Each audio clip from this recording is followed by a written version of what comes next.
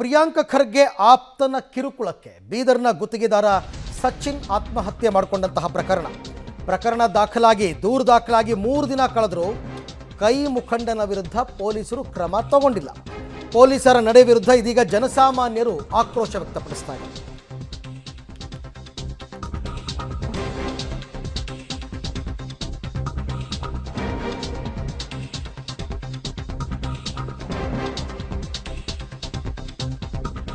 ಕೈ ಮುಖಂಡ ರಾಜು ಕಪನ್ನೂರ್ ವಿರುದ್ಧ ಇನ್ನೂ ಕೂಡ ಪೊಲೀಸರು ಕ್ರಮ ಕೈಗೊಂಡಿಲ್ಲ. ಸಚಿವ ಪ್ರಿಯಾಂಕ ಖರ್ಗೆ ಆಪ್ತ ಅನ್ನೋ ಕಾರಣಕ್ಕೆ ಕ್ರಮ ಕೈಗೊಂಡಿಲ್ವಾ? ಅದಕ್ಕೋಸ್ಕರನೇ ಆತನ ಬಂಧನ ಆಗಿಲ್ವಾ? ದೂರು ಕೊಟ್ಟಾಯಿತು. ದೂರು ಕೊಟ್ಟಾದ ನಡುವೆನೂ ಕೂಡ 3 ದಿವಸಗಳಿಂದ ಈತನ ವಿರುದ್ಧ ಯಾವುದೇ ಕ್ರಮ ತಗೊಂಡಿಲ್ಲ.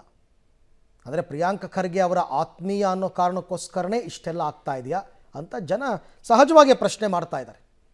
ಪೊಲೀಸರು ಈ ಪ್ರಕರಣದ ತನಿಖೆ ಮಾಡ್ತಾ ಇದ್ದಾರೆ, ಇಲ್ಲ ಅಂತಲ್ಲ. ಬಟ್ ಯಾರ ವಿರುದ್ಧ ದೂರು ದಾಖಲಾಗಿದೆಯೋ ಆತನ ವಿರುದ್ಧ ಏನು ಕ್ರಮ ತಗೊಂಡಿಲ್ಲ. ರಾಜು ಕಪನೂರ್ ಅಂತ ಈತನೇ ಸಚಿನ್ ಮನೆಗೆ ಬಂದು ಬೆದರಿಕೆ ಹಾಕ್ತಾ ಇದ್ದ. ಅದರಿಂದನೇ ಸಚಿನ್ ಆತ್ಮಹತ್ಯೆ ಮಾಡ್ಕೊಂಡಿರೋದು ಅಂತ ಆ ಪತ್ನಿಯಿಂದ ಹಿಡಿದು ಅವ್ರ ಕುಟುಂಬದವರೆಲ್ಲ ಹೇಳ್ತಾರಪ್ಪ.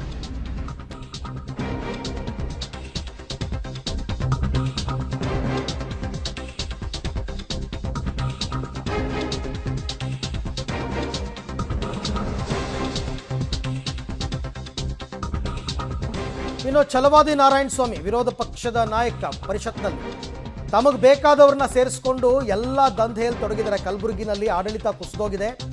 ಈ ಆತ್ಮಹತ್ಯೆ ಕೇಸ್ ಉನ್ನತ ಮಟ್ಟದ ತನಿಖೆ ಆಗಬೇಕು ಅಂತ ಅವರು ಆಗ್ರಹಿಸಿದ್ದಾರೆ. ಕೂಡಲೇ ಪ್ರಿಯಾಂಕ ಖರ್ಗೆ ಬಂಧನ ಮಾಡಬೇಕು ಅಂತ ಕೂಡ ಇವರು ಆಗ್ರಹ ಮಾಡಿದರು. ಪ್ರಿಯಾಂಕ ಖರ್ಗೆ ಅವರ ಆತ್ಮೀಯ ಅನ್ನೋ ಕಾರಣಕ್ಕೆ ಆ ರಾಜು ಕಪನೂರ್ ಬಂಧನನೇ ಆಗಿಲ್ಲ. ಇನ್ನು ಪ್ರಿಯಾಂಕ ಖರ್ಗೆಯನ್ನು ಹೆಂಗೆ ಅರೆಸ್ಟ್ ಮಾಡ್ತಾರೆ? ಗುಲ್ಬರ್ಗಾದಲ್ಲಿ ಸಂಪೂರ್ಣವಾಗಿ ಆಡಳಿತ ಕುಸಿದಿದೆ. ಅಲ್ಲಿಯ ಜಿಲ್ಲಾ ಉಸ್ತುವಾರಿ ಸಚಿವರಾಗಿರ್ತಕ್ಕಂಥ ಪ್ರಿಯಾಂಕ ಖರ್ಗೆಯವರ ಅಟ್ಟಹಾಸ ಬಹಳ ನಡೀತಾ ಇದೆ. ಎಲ್ಲದಕ್ಕೂ ಕೂಡ ತಮಗೆ ಬೇಕಾದವರನ್ನು ಸಹಚರರನ್ನಾಗಿ ಜೋಡಿಸಿಕೊಂಡು ಎಲ್ಲ ರೀತಿಯ ದಂಧೆಗಳಲ್ಲಿ ತೊಡಗಿದ್ದಾರೆ. ಮರಳು ದಂಧೆ ಇದೆ, ಟೈಲ್ಸ್ ದಂಧೆ ಇದೆ, ಸಿಮೆಂಟ್ ಇದರದ ಫ್ಯಾಕ್ಟ್ರಿಗಳ ದಂಧೆ ಇದೆ. ಎಲ್ಲ ರೀತಿಯ ದಂಧೆಗಳಲ್ಲಿ ತೊಡಗಿಸಿಕೊಂಡಿದ್ದಾರೆ. ಕಾಂಟ್ರಾಕ್ಟ್ ವಿಚಾರಗಳು ಇವರಿಗೆ ಅನುಮಾನಕ್ಕೆ ಬರದೆ ಒಂದು ಆಗುವಂಥ ಪರಿಸ್ಥಿತಿ ಇಲ್ಲ. ಅದಕ್ಕೆ ಒಂದೊಂದಕ್ಕೆ ಒಬ್ಬೊಬ್ಬರ ನೇಮಕ ಆಗಿದೆ. ಈ ಕಾರಣದಿಂದಲೇ ಸಚಿನ್ ಅವರ ಆತ್ಮಹತ್ಯೆ ಆಗಿರ್ತಕ್ಕಂಥದ್ದು. ನಾನು ಅನೇಕರಲ್ಲಿ ಪ್ರಶ್ನೆ ಮಾಡಿ ಕೇಳಿದ್ದೇನೆ. ಇದು ಉನ್ನತ ತನಿಖೆಗೆ ಅವಶ್ಯಕತೆ ಇದೆ, ಆಗಲೇಬೇಕು. ಯಾಕೆ ಅಂತಂದರೆ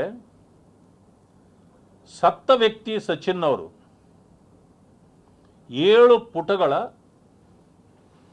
ಪತ್ರ ಬರೆದು ಅದನ್ನು ಸೋಷಿಯಲ್ ಮೀಡಿಯಾದಲ್ಲೂ ಹಾಕಿದ್ದಾರೆ. ಈಗಾಗಲೇ ಅದು ಎಲ್ಲರಿಗೂ ಲಭ್ಯ ಇದೆ. ಅದರಲ್ಲಿ ಆಂದೋಲನ ಸ್ವಾಮೀಜಿ, ಬಸವರಾಜ ಮತ್ತಿಮೋಡು, ಚಂದು ಪಾಟೀಲ್ ಮುಂತಾದವರ ಹೆಸರುಗಳು ಕೂಡ ನಮೂದಾಗಿದೆ.